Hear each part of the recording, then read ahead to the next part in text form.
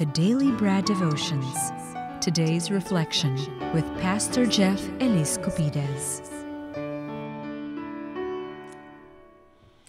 Brad Jeff! Good morning, Brad Ted at DJ Chacha. Saved good by morning. Grace. Yan, ang kanya pong t-shirt naka-imprenta. Saved by Grace. Ayan. My favorite. Alright. Sige. So, Brad Jeff, good morning. At, kung narinig mo kanina, si Mira, nagpasalamat din sa iyo, yung ating winner na taga Negros na kasama yung kanyang anak na nagtatrabaho sa recycling plant ng plastic dyan sa Cavite. Okay, Brad, go ahead. Yes, narinig ko nga. Anyway, thank you for listening po. Marami nakikinig sa atin, Brad Ted. Na-meet ko nung Sunday sa church, si Joe at Helga Season. Thank you for listening. Mamaya, I'll tell you kung paano tayong maging part ng ating mga nagbibigay para sa ating contestant. Happy 45th birthday, Alma Cipriano. At happy 8th birthday naman kay 3rd B Cipriano. At sa aking favorite na doktor, Doc Jason Santiago.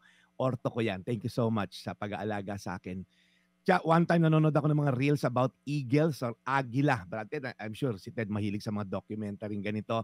Grabe pala, may konting trivia lang ako. Ang haba ng buhay nila. Okay? Pangalawa, ang mga eagles po pala ay nagme-maintain lang ng isang partner till death. Nakakalain mo yon? Hindi sila yung naghahanap ng iba-ibang partner hanggang mamatay. And then excellent hunters din po sila at sobrang lakas. Bilib ako sa mga agila, Brad Ted, kayang bumuhat ng mountain goat. Pag tiningnan mo, laki ng mga kambing dun sa mountain goat. And yet, kaya nilang bitbitin. Minsan, wolf pa nga yung isa ko napanood. Kaya siguro hinalin tulad ni Isaiah, okay, sa agila, yung mga taong during that time na sinulat to, mga naka-exile sila. Ibig sabihin, isa po silang bansa, yung Israelita, na sakop ng kalabang bansa. Pagod na sila sa pagiging alipin. And tinatanong nila, may Diyos ba talaga? May pag-asa ba talaga? Maaring ikaw na nakikinig ngayon, maaring hindi ka alipin, of course, ng ibang bansa. Pero ano ba umaalipin sa'yo? Addiction ba? I don't know, maybe karamdaman ba na parang feeling mo na wala ka na totally ng pag-asa? Maaring financial ba yung umaalipin sa'yo ng takot at worries at napaparalyze na tayo? At ang ending parang wala ng pag-asa. Well, ito good news sa atin dahil ito pangako ng Diyos sa mga umaasa sa Kanya. Isaiah 40:31, ngunit ang mga umaasa sa Panginoon ay muling magkakaroon ng lakas. Lilipad sila na gaya ng isang agila. Tumakbo man sila, hindi mapapagod. Lumakad man sila, ay hindi manghihina. Ang sinabi po rito, muling magkakaroon ng lakas. Ibig sabihin po, meron kang dating lakas pero pinanghinaan ka na ng loob. Nawalan ka na ng gana, ng lakas. Pero sabi po rito, patuloy daw tayong umasa.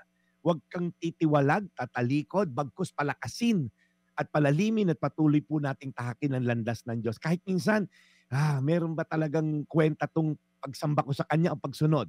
Sabi kasi dito, lilipad sila na gaya ng isang agila. Ang agila po ay isa sa pinakamay malaking wingspan. Ibig sabihin, pagka po nilatag nila ang kanilang pakpak, isa po sa mga pinakamalaking hayop o ibon ang mga agila. Sabi dito, tumakbo man sila, hindi raw sila mapapagod. Lumakad man, hindi manghihina. So kahit anong estado o kondisyon ng ating galaw dito sa mundo, minsan lumilipad tayo, maganda buhay. Minsan man, chill lang, lumalakad.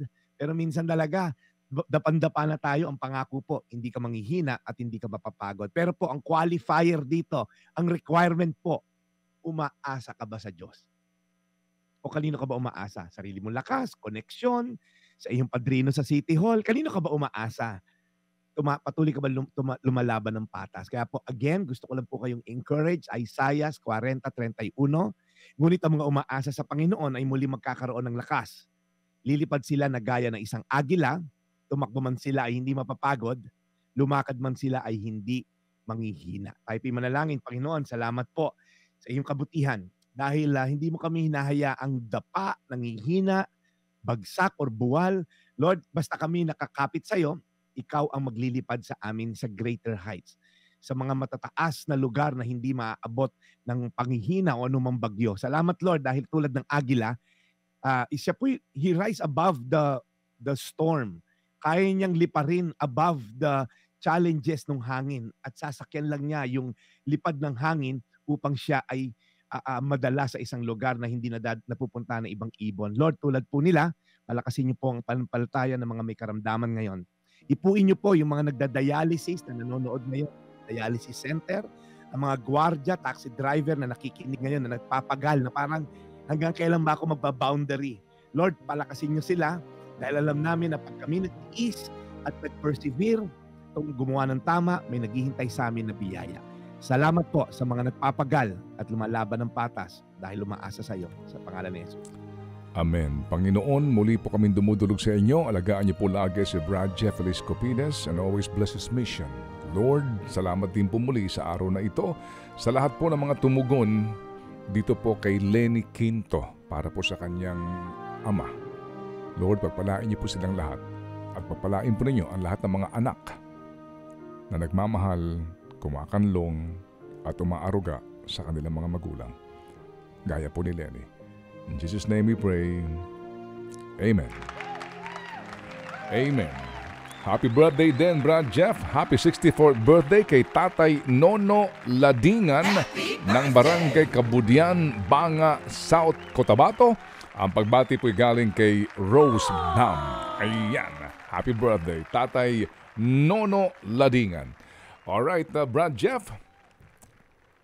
Brad Ted, may pahabol ako special tong birthday greeting na to kay Ryland Galang, isa sa aming worship leader sa Rebuild City Church. Ryland, yung nanay mo, ang aking presidente ng fans club dito sa Vista Verde. Trina Galang, thank you so much sa iyong suporta sa ating ministry and of course, Jun Galang. So Ryland, happy birthday. Ito po ang yung Daily Brad, your daily dose of inspiration. God bless po. Thank you, serving the people, Brad Jeff Eliscopides. Ted Filon at DJ Chacha. Ngayon, nasa Radyo 5, 92.3 News FM. Monday to Friday, 6 to 10 a.m.